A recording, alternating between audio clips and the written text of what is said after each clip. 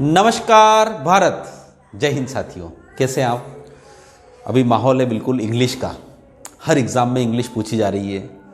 MP पटवारी की बात करें, वन रक्षक की बात करें, जेल प्रहरी की बात करें, SSC CGL, SSC CHSL, English का समा है। और आज इंग्लिश की एक छोटी सी शुरुआत हमने करी है और इस छोटी सी शुरुआत से एक बड़ी शुरुआत का आगाज़ का अंदेशा आपको लगा लेना चाहिए कि कुछ न कुछ बड़ा होने वाला है युद्ध गुरुकुल पर अंग्रेजी के लिए। ओके, तो लेट्स स्टार्ट। आज थोड़ा सा है आर्टिकल के बारे में। मैंने आर्टिकल के बारे में कुछ नहीं पढ़ाया, पर डेफिनेटली आप आर्टिकल के बारे में कुछ न कुछ तो जानकारी रखते ही हैं।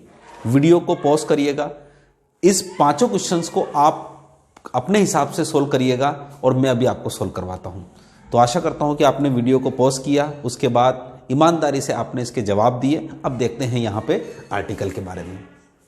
दे have gone for swim. They have gone मतलब होता है वे जा चुके हैं। कहां जाने के लिए? तैरने के लिए। अब यहां पे आर्टिकल क्या आएगा? स्विम। स्विम मतलब तैरना होता है।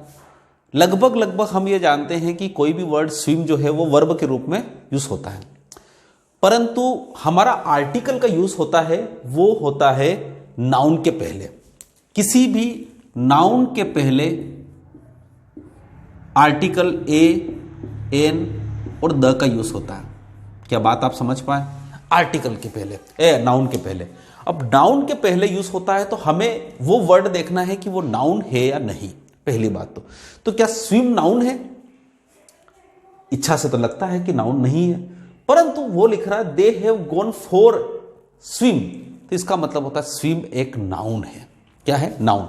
स्विम एक नाउन है तो नाउन का मतलब होता है तैरने गए वो, तैरने, तैरना, तैरना क्रिया नहीं है, गॉन। तो यहां पर आर्टिकल आपका आएगा ए। क्या आएगा? A. They have gone for a swim. हो सकता है कुछ बच्चों ने नो आर्टिकल भी इसमें चूज कर लिया हो। क्या कर लिया हो? No article. ठीक है, क्या आर्टिकल नहीं लगेगा ये। ठीक है, चलिए अगला चलते हैं। Gold is precious metal. Generally noun में बताया जाता है कि हमारे जो जितनी भी मेटल है, गोल्ड है, कॉपर है, आयरन है, उन सब के पहले, यानी जितनी भी धातुएं हैं उन सबसे पहले आर्टिकल का प्रयोग नहीं किया जाता है। तो इसका मतलब होता है गोल्ड के पहले आर्टिकल का प्रयोग नहीं करेगा। ठीक है, जब तक कि कोई स्पेसिफाई नहीं किया जाए। तो गोल्ड इज, गोल्ड के बारे में सिंपल सी वो एक इंफॉर्मेशन दे रहा है कि जो सोना है वो बहुमूल्य धातु है। प्रीशियस का मतलब होता है बहुमूल्य धातु है, तो सोना तो सिंपल सी जानकारी दे रहा है। और प्रीशियस मेटल, इसका मतलब होता है प्रीशियस मेटल, ये नाउन हो गई, तो इसका मतलब होता है यहां पर आएगा ए। तो gold is a precious metal. ठीक है, बहुत ही सुंदर सी छोटी छोटी सी चीजें हैं। चलिए नेक्स्ट पढ़ते हैं। These is most useful river. अब एक बात बताइए, यहां पर सबसे बड़ी बात है, हमने क्या है कि बचपन में एडजेक्टिव पढ़ रखी है और एडजेक्टिव में आपको जितने भी हैं उसमें मोस्ट के पहले द आता है। तो this is the most useful river आप ये कहना चाहते हैं। पर एक बात बताऊं, ये कंपैरिजन नहीं है sir, it is not a comparison. Comparison 3 बोल रहा है कि he is the best boy या he is the most intelligent girl in the class, ऐसा कुछ बोला जा रहा है क्या? या फिर this is the most useful river in the world? No. जब कंपैरिजन हो तभी मोस्ट का के आगे द का प्रयोग किया जाता है, यह सिंपल है। तो एक बात ध्यान रखिएगा, जब आपका most superlative adverb, superlative adverb और सुपरलेटिव एडजेक्टिव, जब सुपरलेटिव एडवर्ब के रूप में यूज किया जाए तो इसका मतलब वेरी से होता है। क्या हो सकता है? वेरी से। क्या इसका मतलब होता है? वेरी से। तो यहां पर वेरी, क्योंकि यहां पे क्या हो रहा है, मोस्ट का जो प्रयोग है यह बहुत उपयोगी नदी है, तो यहां पर सुपरलेटिव एडवर्ब का यूज किया जा रहा है, न कि सुपरलेटिव एडजेक्टिव के रूप में इसका यूज किया जा रहा है। इसलिए इसका यहां पर होगा ए। जब यह कंपैरिजन हो जाए कि इन द वर्ल्ड या इस प्रकार की चीजें हो जाती है, तब यहां पर द का प्रयोग किया जा सकता है। चीजें ध्यान से सुन लेना है, क्योंकि एग्जाम कोई छोटी एग्जाम नहीं होती है सर, 1-2 सेंटेंस आते हैं और वहां पर हम गलतियां कर बैठते हैं। ठीक है, इस मोस्ट का प्रयोग यहां पर किसके संदर्भ में आ रहा है? वेरी के संदर्भ में। अगर बात करें तो सुपरलेटिव एडवर्ब के संबंध में यहां पर केवल एक बात जनरल इंफॉर्मेशन दे रहा है कि यह उपयोगी नदी है, यह बहुत उपयोगी नदी है, तो बस इतना से बात कर रहा है। यह वो नहीं कह रहा है कि यह विश्व में सबसे बहुत ज्यादा उपयोगी नदी है। ऐसा अगर कंपैरिजन देता है तो हमारे पास सुपरलेटिव का भाव आता है, सुपरलेटिव एडजेक्टिव का भाव आता है। ठीक है, अब आता है physics of Mohan are poor. Generally जितने भी सब्जेक्ट होते हैं, गणित, विज्ञान, अंग्रेजी, है ना, इंग्लिश, फिजिक्स, मैथमेटिक्स, केमिस्ट्री, इनके पहले आपके पास कोई भी आर्टिकल का प्रयोग नहीं किया जाता है। परंतु जब यहां पर आपकी बात हो रही है मोहन की भौतिकी के बारे में, मोहन की भौतिकी का मतलब होता है मोहन की भौतिकी के ज्ञान के बारे में, द नॉलेज ऑफ फिजिक्स के बारे में। अपन बोलते हैं यार इसकी गणित अच्छी नहीं है यार, इसका मतलब क्या हुआ? में गणित में जोड़ घटाव नहीं आवे, की फिजिक्स अच्छी को नहीं यार, समझ में नहीं आवे कि कई वेगा। मतलब इसका मतलब होता है the knowledge of the subject की बात हो रही है, तो इसका मतलब यहां पर आर्टिकल द का प्रयोग होगा, यानी द फिजिक्स ऑफ मोहन।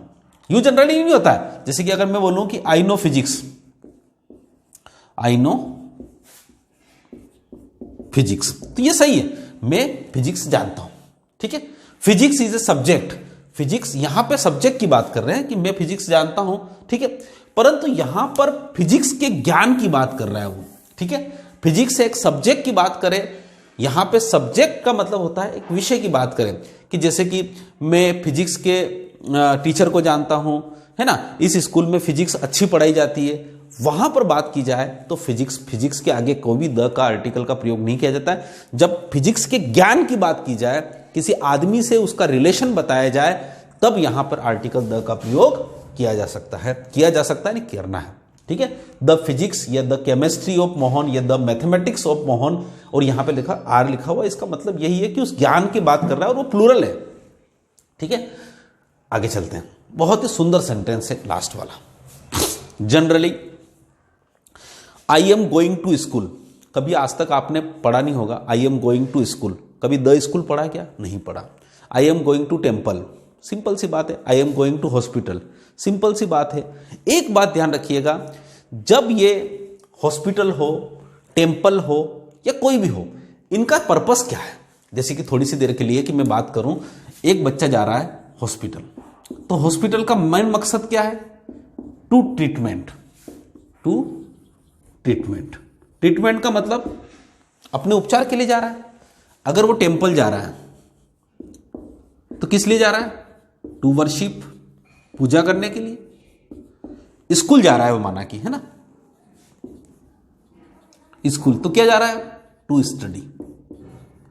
इसका मतलब होता है जब भी कोई व्यक्ति इन जगहों पर, या कोई भी जगह है, चर्च हो गया, मस्जिद हो गया, इस प्रकार से उनके मेन पर्पस से जाता है। School for study, hospital for treatment and temple for worshipping, इस प्रकार से जाता है, तब आप आर्टिकल द का प्रयोग इनके बीच में नहीं करते। इसीलिए जनरली हम I am going to school तो simple. But when your purpose has changed, यानी जब आपका जो पर्पस है, उद्देश्य है, वो बदल जाता है, ठीक है, then we use article the. जैसे कि यह लिखा है my child goes to school daily, यानी अब यहां पर क्या होता है, उसका बच्चा स्कूल डेली क्यों जाता है? लड़ने जाता है क्या? झगड़ने जाता है क्या? कूदने जाता है? नहीं, पढ़ने ही जाता है। That means purpose is clear. ठीक, तो my child goes to school daily, but today I. Am I M कौन? मैं कौन? उस बच्चे का बाप, बच्चे का पिता, बच्चे का फादर, बच्चे की मदर। क्यों जा रही हूं? क्यों जा रहा है? I am going to school, अब मैं स्कूल जा रहा हूं। आगे लिखा हुआ है to meet the class teacher of my child, मेरे बच्चे की क्लास टीचर से मिलने जा रहा हूं। क्यों? बहुत धुमाल करता है मेरा बच्चा, इसलिए उससे मिलने जा रहा हूं, उससे फीस डिपॉजिट करने जा रहा हूं, कुछ भी। इसका मतलब होता है माई पर्पस इज डिफरेंट, मेरा जो उद्देश्य है वो स्कूल जाने का डिफरेंट है, इसलिए मुझे इस स्कूल के आगे क्या लगाना पड़ेगा? The. I am going to the school to meet the class teacher of my child. क्या बात समझ में आई? तो इस प्रकार से ये आर्टिकल आज आपने 5 पढ़े हैं, सिंपल से हैं। एक बहुत बड़े आगाज का एक छोटा सा आपके सामने नमूना है। कोशिश करेंगे कि हम आपकी पूरी तरह से इंग्लिश की अच्छी सी बेस लेकर आने का पूरा अंदेशा है। बिल्कुल हमारे युद्ध गुरुकुल चैनल के साथ जुड़े रहिए। आज का आपका सेशन कैसा लगा? बिल्कुल लाइक बटन बिल्कुल आपको बनता है दबाना। चैनल को सब्सक्राइब नहीं किया है तो कर लीजिए, अपने दोस्तों को फैलाइए। Thank you so much. जय हिंद, जय भारत।